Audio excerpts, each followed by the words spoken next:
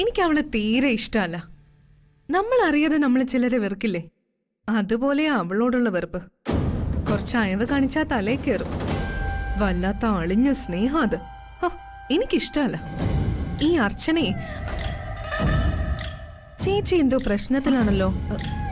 ആരെങ്കിലും വിളിക്കാന്ന് പറഞ്ഞിട്ടുണ്ടോ? ടെൻഷനോടെ ഇടയ്ക്കിടയ്ക്ക് മൊബൈലിൽ നോക്കുന്നു, നടക്കുന്നു. ആരെ വിളിക്കാനുള്ളത്? എന്നെ ഒന്ന് വെറുതെ വിടാനൊക്കെ എന്തൊരു ന്യൂസൻസാ. എന്നെ ആരും വിളിക്കാനുമില്ല, എനിക്കാരും വിളിക്കാനുമില്ല. Just leave me alone.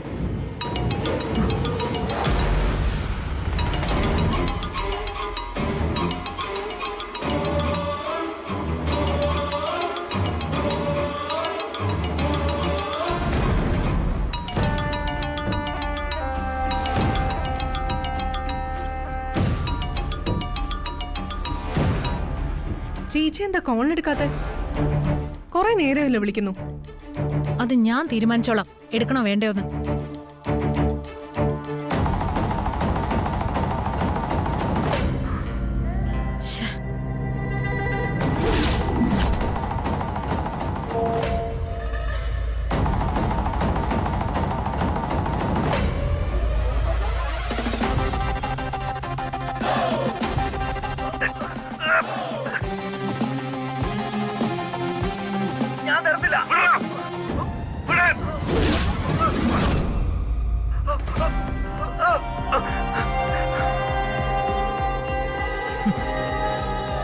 കളിക്കുന്നത് അവന്തികയോടാണെന്ന് ആലോചിക്കുന്നത് എല്ലാവർക്കും നല്ലതാ.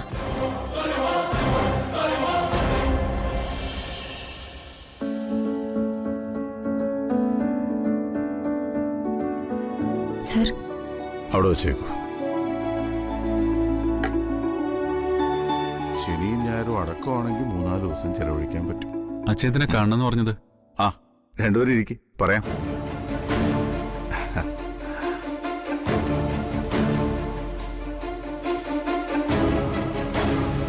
പുതിയ പ്രോജക്റ്റിന് വർക്ക് തുടങ്ങിയോ? തുടങ്ങിയച്ചാ, ചെറിയ ഇഷ്യൂസ് ഉണ്ട്. എന്ത് ഇഷ്യൂ? ലേബറുമായി ബന്ധപ്പെട്ടതാ. ലേബർ ഇഷ്യൂസ് ഒന്നും ചെറുതായി കാണരുത്. അത് ചെറുതാണെങ്കിലും വലുതാണെങ്കിലും പ്രോജക്റ്റിന്റെ നട്ടെല്ല് ലേബേഴ്സാ. അത് സോൾവ് ചെയ്ത് അവരെ കൂടെ നിർത്താൻ കഴിഞ്ഞില്ലെങ്കിൽ കാര്യങ്ങൾ മുന്നോട്ട് കൊണ്ടുപോകാൻ കഴിയില്ല. It's not that much of a problem. വെറുതെ യൂണിയൻകാർ ഇടപെട്ട് തൊഴിലാളികളുടെ ഇടയിൽ പ്രശ്നം ഉണ്ടാക്കിയതാ. യൂണിയൻ നേതാവിനെ ഞാൻ വിളിച്ചിരുന്നു. അയാൾക്ക് എന്തെങ്കിലും നക്കാപ്പിച്ച് കൊടുത്താൽ തീരാവുന്ന പ്രശ്നമുള്ളച്ചാ. അത് സച്ചി സമ്മതിക്കുകയും ചെയ്തായിരുന്നു. സമ്മതം അല്ലാത്തോണ്ടല്ലച്ചാ, പണം വാങ്ങിയ അവരതുകൊണ്ട് ഒതുങ്ങില്ല, പിന്നെയും പ്രശ്നം ഉണ്ടാക്കും. അപ്പോഴും നമ്മൾ പണം കൊടുത്ത് സോൾവ് ചെയ്യേണ്ടി വരും. ഇതൊരു നമ്പറാച്ചാ. ലേബർ കമ്മീഷൻ ഒന്ന് വിളിക്കണം. തൊഴിലെടുക്കാതെ തൊഴിലാളികളുടെ ചോര കുടിച്ച് ജീവിക്കുന്ന വിഭാഗങ്ങളാണല്ലോ നമ്മുടെ നേതാക്കൾ. ലേബർ ഓഫീസിലേക്ക് എത്തിക്കാതെ ഒരു കോംപ്രമൈസ് സജ്ജേട്ടൻ നല്ലത്. ഇല്ലെങ്കിൽ പിന്നെ അവര് വൈരാഗ്യ ബുദ്ധിയോടെ പെരുമാറാൻ തുടങ്ങും. അവരെല്ലാവരും നമുക്ക് എപ്പോഴും ആവശ്യമുള്ളവരല്ലേ. അതും ഒരു നല്ല ഡിപ്ലോമസിയാ. ഒരുപാട് വാശി കാണിക്കാൻ നിൽക്കാതെ നയത്തിൽ സംസാരിച്ച് ഡീൽ ചെയ്യും. ആ, പിന്നെ ഞാൻ നിങ്ങളെ വിളിപ്പിച്ചത് മറ്റൊരു കാര്യം പറയാനാ. ദാ ഇതൊന്ന് നോക്കിയ സച്ചി, എന്നിട്ടൊരു തീരുമാനം പറ. എവിടേക്കാണ് പോകാൻ താല്പര്യമെന്ന്.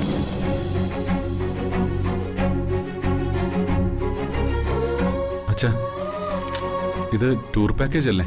അതെ, ടൂർ പാക്കേജ് തന്നെയാ. ഇതിപ്പോ നിങ്ങളുടെ കല്യാണം കഴിഞ്ഞിട്ട് നാളിത്രയായില്ലേ? ഒരു ഹണിമൂൺ ട്രിപ്പൊക്കെ പോകണ്ടേ അല്ലേ അവന്തികേ?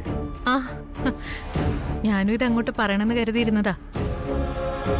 പിന്നെ അറിയാലോ, ഇവിടുത്തെ പ്രശ്നങ്ങളൊക്കെ ഒന്ന് കഴിയട്ടെ എന്ന് കരുതിയാ. അതെ, അത് മതി അച്ഛാ. നിങ്ങൾ എവിടെ പോകുന്നുവെന്ന് തീരുമാനിച്ചാൽ മതി. എപ്പോ പോകുന്നുവെന്നും ബാക്കി കാര്യങ്ങളും ഒക്കെ ഞാൻ ഏർപ്പാടാക്കിക്കോളാം. ആഹാ, ടൂർ പാക്കേജ് ആണല്ലോ. നമുക്കും പോവാം. എത്ര നാളെ യാത്രയൊക്കെ പോയിട്ട്? നമുക്കല്ല, സച്ചിക്കും അർച്ചനയ്ക്കുവാ. ഹണിമൂണല്ലേ കലക്കി. ഏട്ടാ, സ്ഥലം തീരുമാനിച്ചോ? എങ്ങോട്ടാ രണ്ടാളും പോകുന്നേ? ഏട്ടാ, അടിപൊളി ഹണിമൂൺ സ്പോട്ടുകളുണ്ട്. Maldives, Greece, Italy, Thailand, Mauritius ഒക്കെ അടിപൊളി സ്ഥലങ്ങളാ. ബ്രിട്ടൻ, അമേരിക്ക, ദുബായ്, അങ്ങനെ എത്ര സ്ഥലങ്ങളാ. മാൽദീവ്സ് ആണ് സച്ചിയുടെ മനോഹരം. The paradise of beach. ഇതിലെവിടെ വേണമെങ്കിലും നിങ്ങൾക്ക് പോവാം. ബാക്കി കാര്യങ്ങൾ അച്ഛനേറ്റു. അച്ഛന്റെ സുഹൃത്ത് മിസ്റ്റർ മാത്തൻ ഫ്രെഡിയാണ് ഈ സ്ഥാപനത്തിന്റെ MD. ഒരു ഫോൺ കോൾ മതി, ടിക്കറ്റ് നാളെ ഇവിടെ എത്തും. നിങ്ങളെ ഭദ്രമായി കൊണ്ടുവരികയും ചെയ്യും. അച്ഛാ, ഇതിപ്പോ പെട്ടെന്ന് പറഞ്ഞ ഇവിടുത്തെ കാര്യങ്ങൾ തീർക്കാനുണ്ട്. മോനെ സച്ചി, അലക്കൊഴിഞ്ഞിട്ട് കാശിക്ക് പോകാൻ നേരം കാണില്ല. നിന്റെ തിരക്കും പ്രശ്നങ്ങളും കഴിഞ്ഞ് ഇതിനൊന്നും നേരം കിട്ടില്ല. അവസാനം എന്റെ അവസ്ഥയിലെത്തും. ഏട്ടൻ ഇത് എന്തിനാ ഇങ്ങനെ എക്സ്ക്യൂസസ് കണ്ടെത്തുന്നത്? അതൊക്കെ ഞങ്ങൾ നോക്കിക്കോളാം സച്ചി. സന്ദീപ് അവന്തിക എല്ലാം ഏറ്റില്ലേ, ഇനി ടെൻഷനില്ല. അതല്ല അച്ഛാ, ഇപ്പൊ തന്നെ സച്ചേട്ടന് ഒത്തിരി തിരക്കുണ്ടെന്നാ പറയുന്നത്. അതിനിടയില് നിന്നെപ്പോലൊരു ഭാര്യ ഉണ്ടെങ്കിൽ പിന്നെ എല്ലാ കാര്യത്തിനും ഒരു ന്യായീകരണം ഉണ്ടാക്കാൻ എളുപ്പമാണല്ലോ. എന്റെ ഏട്ടത്തി, ഇങ്ങനെയുള്ള ചാൻസസ് ഒന്നും കളയല്ലേ. സച്ചേട്ടൻ അങ്ങനെയൊക്കെ പറയും. സച്ചി, ഒരു മാസത്തിൽ 5 or 6 ദിവസം നീ ഒന്ന് മാറി നിന്നു കരുതി ഒന്നും സംഭവിക്കില്ല. അതുകൊണ്ട് ഉടനെ തന്നെ നീ ഒരു തീരുമാനം പറയണം, എപ്പോഴാ പോകുന്നതെന്ന്. അച്ഛാ, ഇത്തവണ വേണ്ട. അതെന്താ മോളെ? ഞാൻ പനി കഴിഞ്ഞിട്ട് അത്രയൊന്നും ആയില്ലല്ലോ. അതിന്റെ ക്ഷീണമൊന്നും ശരിക്കും മാറിയിട്ടില്ല. ഇത്രയും ദൂരം യാത്ര ചെയ്യാന്നൊക്കെ പറയുമ്പോ എനിക്ക് ഞാൻ അതിനെപ്പറ്റി ചിന്തിച്ചില്ല മോളെ.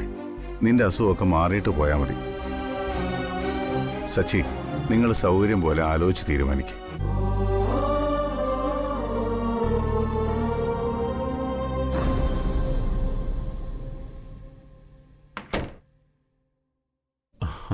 തന്റെ ഐഡിയ ഏറ്റു.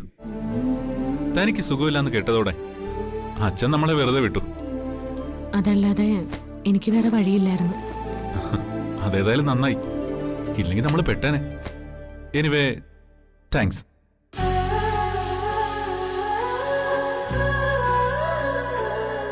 ഒന്ന് കൈതാടോ. എന്നെ രക്ഷിച്ചതിന് ഒരു ഷേക്കെന്തെങ്കിലും തരണ്ടേ? സച്ചേട്ടനെ മാത്രമല്ലല്ലോ. സോറി, ഞാൻ എന്നെപ്പറ്റി മാത്രം ചിന്തിച്ചോണ്ടാ. നമ്മൾ രക്ഷപ്പെട്ടേന്.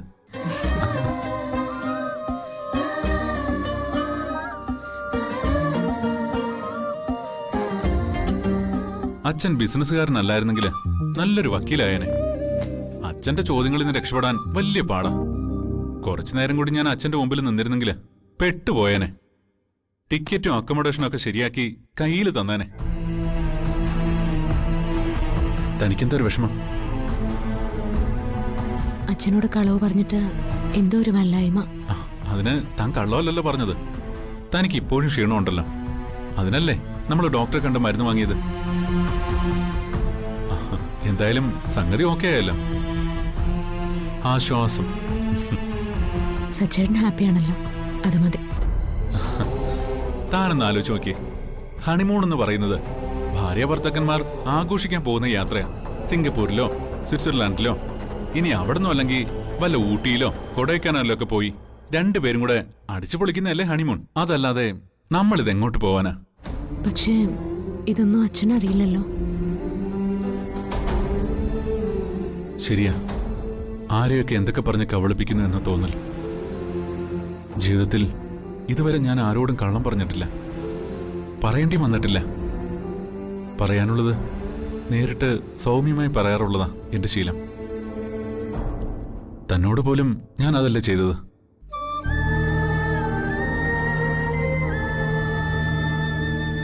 തന്നോടെനിക്ക് എന്റെ മനസ്സ് ഒളിച്ചു വെക്കായിരുന്നു. എന്റെ ഇഷ്ടങ്ങൾ എനിക്ക് ഒളിച്ചു വെക്കാമായിരുന്നു. എന്റെ ആഗ്രഹങ്ങളും സ്വപ്നങ്ങളും ഒക്കെ മറച്ചുവെച്ച് തന്റെ കൂടെ സ്നേഹം അഭിനയിച്ച് കഴിയായിരുന്നു. എന്നിട്ട് തന്നെ വഞ്ചിച്ച് അമ്മുവിൻ്റെ കൂടെ കഴിയായിരുന്നു.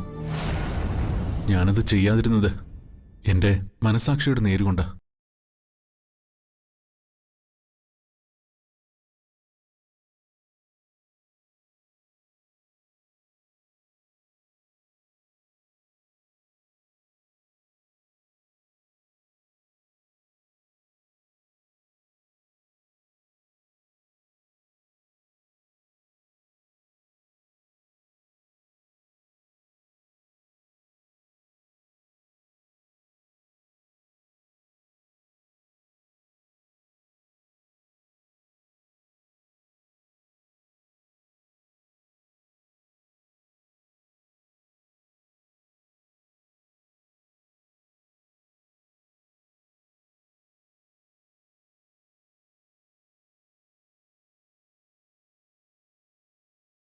ആരോട് പറയാനാ?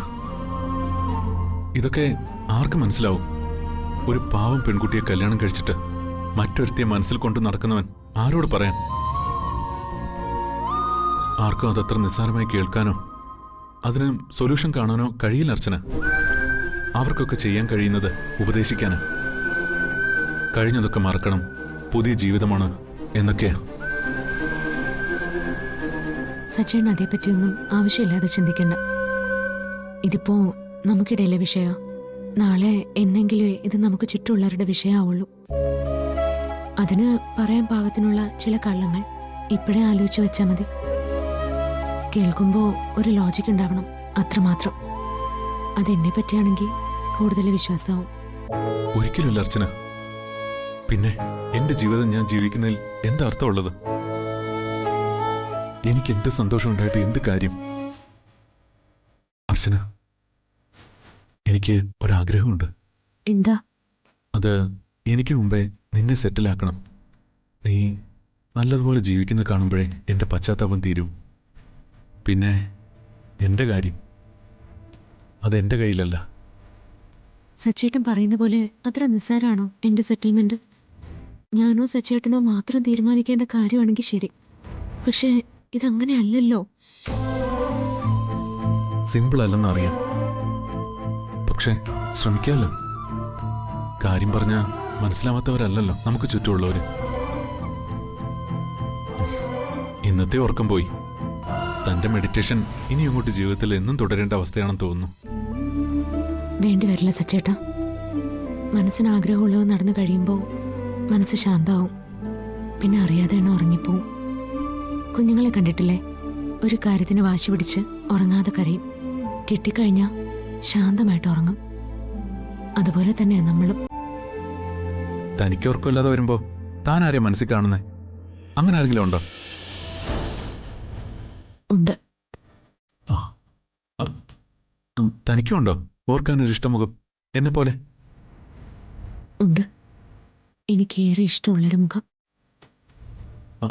അത് ആരാണെന്ന് പറയാൻ പറ്റില്ല. അങ്ങനെ ഒരാളുണ്ടായിട്ട് താനെന്തുണ്ടാ ഇത്രയും കാലം എന്നോട് പറയാറുന്നേ? എന്തിനാ പറയുന്നേ? സച്ചേട്ടൻ ചോദിച്ചില്ലല്ലോ. സച്ചേട്ടൻ്റെ ഉള്ളിൽ ആരാണെന്ന് ഞാൻ എപ്പോഴെങ്കിലും ചോദിച്ചിട്ടുണ്ടോ? ഞാൻ കരുതി തനിക്ക് അങ്ങനെയൊന്നും ഉണ്ടാവില്ലെന്ന്. അന്ന് വക്കീലിനെ കാണാൻ പോയപ്പോഴെങ്കിലും തനിക്കൊന്നും സൂചിപ്പിക്കായിരുന്നില്ലേ ഇങ്ങനൊരു ബന്ധത്തെക്കുറിച്ച്?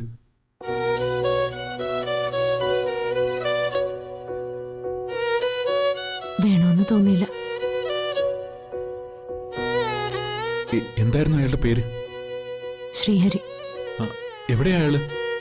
എവിടെയാണെന്ന് പറ. ഞാൻ ഈ നിമിഷം അയാളെ കണ്ടുപിടിച്ച് തന്റെ മുമ്പിൽ നിർത്തിത്തരാം. എല്ലായിടത്തും ഉണ്ട്. എല്ലായിടത്തും ഉണ്ടോ? എന്നുവെച്ചാ അയാൾക്കെന്താ ജോലി? ആൾക്കാർക്ക് നല്ലത് ചെയ്യുക, സമാധാനം കൊടുക്കുക, മൊത്തത്തിൽ ആൾക്കാരെ സംരക്ഷിക്കുക. ആള് ആർമിയിലാണോ? പണ്ടൊരു യുദ്ധം നയിച്ചിരുന്നു, മഹാഭാരത യുദ്ധം. ഇപ്പൊ യുദ്ധമൊന്നുമില്ല, വെറുതെ നടക്ക. എന്റെ സച്ചേട്ട ഇത്രയ്ക്ക് മണ്ടനായി പോയല്ലോ. ഞാൻ ഉറക്കമില്ലാതെ വരുമ്പോ കാണുന്നത് ഭഗവാൻ കൃഷ്ണനെയാ, സാക്ഷാൽ ശ്രീകൃഷ്ണനെ. കഥ പറഞ്ഞ് വിശ്വസിപ്പിക്കാൻ തന്നെ പോലെ വേറെ ആർക്കും പറ്റില്ല. എനിക്ക് രാവും പകലും ആലോചിക്കാനും സ്വപ്നം കാണാനും സച്ചേട്ടനല്ലാതെ വേറെ ആരാ ഉള്ളത്? ഇങ്ങനെ കുറച്ചു നേരമെങ്കിലും എനിക്ക് വേണ്ടി തരുന്നത് തന്നെ എന്റെ ഭാഗ്യ. പക്ഷേ ഇനി എത്ര കാലം?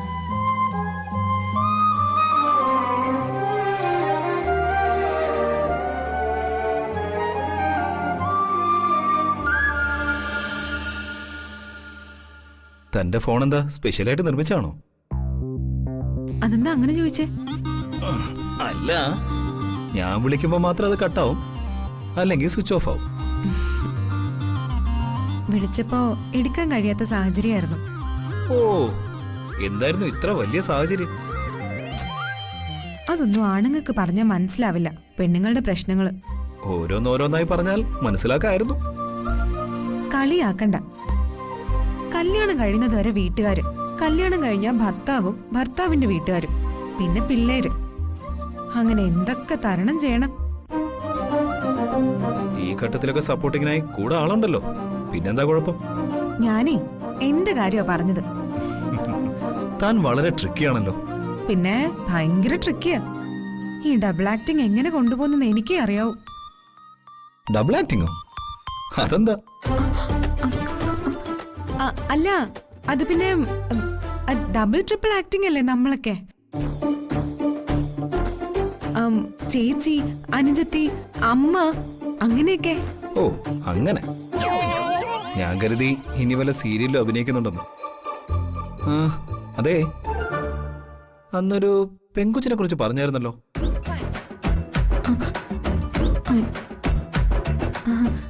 അവളെ കുറിച്ചൊന്നും പറയണ്ട ഗീതു. ഒരേ പഠിപ്പ് പഠിപ്പ് പഠിപ്പ്. എന്നിട്ട് മാർക്ക് കിട്ടുന്നുണ്ടോ? അതും ഇല്ല. അതിനെ നമ്മൾ എന്ത് ചെയ്യാനാ? ഗീതു ആര് പഠിപ്പിക്കാൻ? Hello hello. അതെ, അമ്മ വന്നതാ. ഞാനിപ്പോ വിഷയം മാറ്റി. ഇനിയും ഇങ്ങനെയൊക്കെ പ്രതീക്ഷിക്കാം. അസാധ്യ കഴിവ് തന്നെ. ഒഴുക്കിനനുസരിച്ച് വിഷയം മാറ്റിക്കളഞ്ഞു. ഇതാണ് പെണ്ണുങ്ങൾ.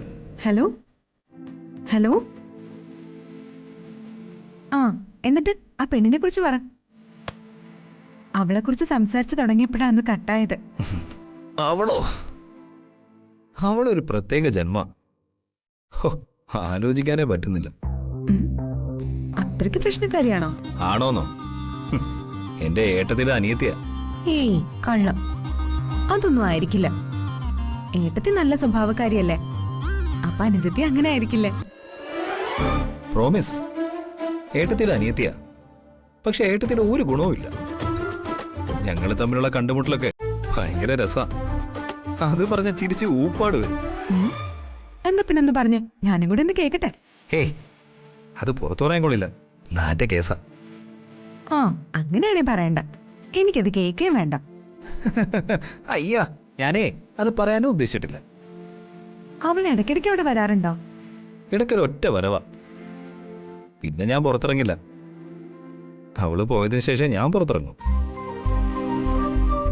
ഞങ്ങൾ എപ്പോ കണ്ടാലും എന്തെങ്കിലും ഒരു ക്ലാഷ് നടക്കും. അതുറപ്പാ. അത് കൊള്ളാലോ. ഇപ്പൊ എനിക്ക് മനസ്സിലായി. അത് നിങ്ങളായിട്ട് ചെയ്യുന്നതായിരിക്കും.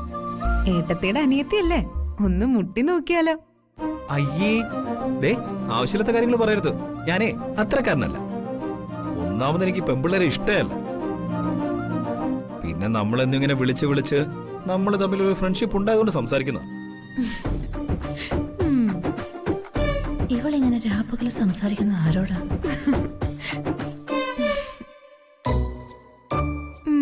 മനസ്സിലായി മനസ്സിലായി. വിശ്വസിക്കാൻ പറ്റുന്ന നുണകൾ പറയെന്റെ മാഷേ.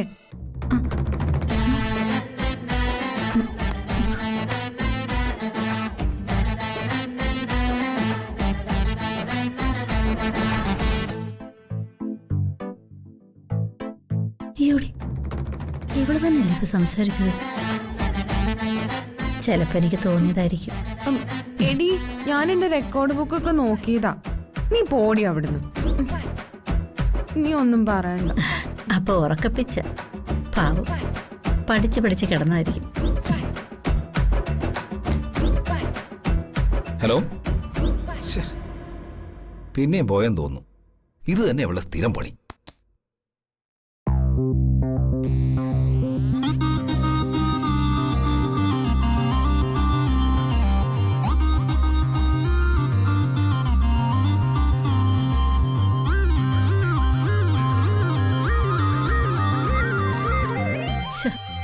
എല്ലാം വലിച്ചു വാരിയിട്ടിരിക്കുന്നുണ്ട്.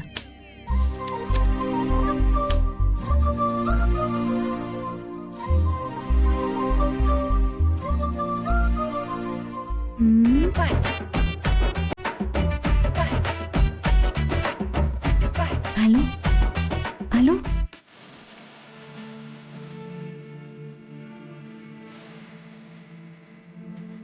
പോയോ?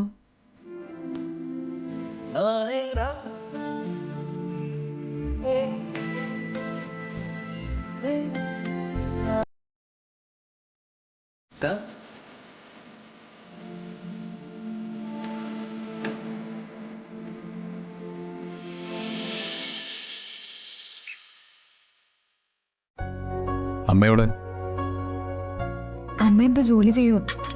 നിന്റെ ഏട്ടത്തിയോ? അകത്ത് ഡ്രസ്സൊക്കെ മടക്കി വെക്കുന്നു. അച്ഛൻ വരാന്തയിൽ പത്രം വായിക്കുക. ആവണി അവളുടെ ഹോംവർക്ക് ചെയ്യുന്നു. ഇനി ആരെങ്കിലും കുറിച്ച് അറിയണോ? ഏട്ടന്റെ ചോദ്യം കേട്ടാ തോന്നും അങ്ങ് ദുബായിൽ നിന്ന് ജോലി കഴിഞ്ഞ് വർഷങ്ങൾക്ക് ശേഷം ഇങ്ങ് വന്നതാണെന്ന്. നിനക്കൊക്കെ അങ്ങനെ തോന്നൂ. അതാണല്ലോ കാലം. ഇതിലും ഭേദം മരുഭൂമി പോയി കിടക്കുന്നായിരുന്നു. അനൂപേട്ടന് അതിനും കൊള്ളില്ല. കാരണം പണിയെടുക്കണമല്ലോ. വിയർപ്പിന്റെ അസുഖമുള്ളവർക്ക് അതും പറ്റില്ലല്ലോ. കൊമേഴ്സിലും CAക്കും ഫസ്റ്റ് ക്ലാസ് ഉണ്ടായിട്ടും എത്രയോ എക്സ്പീരിയൻസ് ഉണ്ടായിട്ടും ഏട്ടൻ ഇപ്പോഴും ബംഗാളി കൂലിക്കാണല്ലോ ജോലി ചെയ്യുന്നത്.